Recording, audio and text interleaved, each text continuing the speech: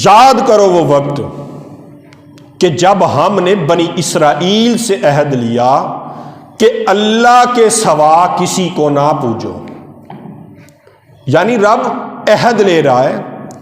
ایک اس نے عہد لیا کہ اللہ کے سوا کسی کی عبادت نہیں کرنی. دوسرا عہد اس نے لیا وَبِالْوَالِدَيْنِ إِحْسَانًا، ماں اور باپ کے ساتھ احسان کرو.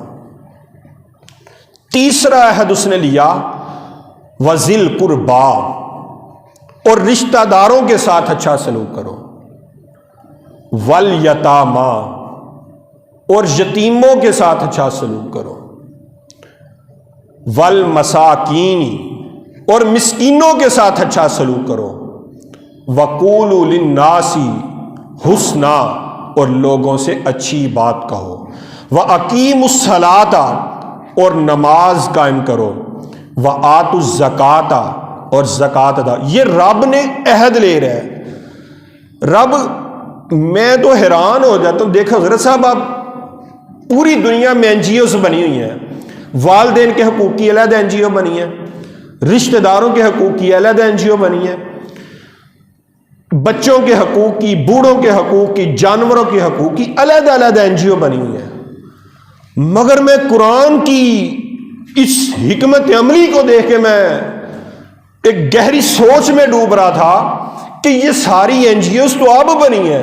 رب نے تو ازل سے ان کے لیے ادب و احترام کا اہتمام کیا ہوا ہے. تو یہ قرآن کی میں جب ہم ڈوبتے ہیں تو اس میں گم ہوتے چلے جاتے. کتنا فصیح و بلیغ کلام. آپ دیکھیں معاشرے میں نظم و ضبط کس وجہ سے ہے.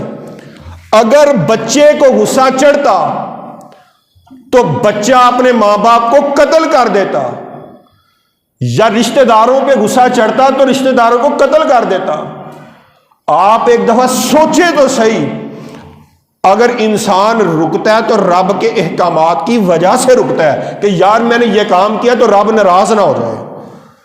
تو رب کا یہ جو حکم ہے، رب کے یہ جو احکامات ہیں، آپ سوچیں کہ معاشرے میں کتنی بڑی سٹیبلٹی لائے ہوئے ہیں. اگر یہ احکام نہ ہوتے تو قتل و غارت بڑھ جاتی. اگر یہ احکامات نہ ہوتے تو لڑائیاں بڑھ جاتی. میں تو حیران ہوتا ہوں کہ رب نے کیسا ہمیں قرآن عطا فرمایا. اور جب ہم اس پر عمل نہیں کرتے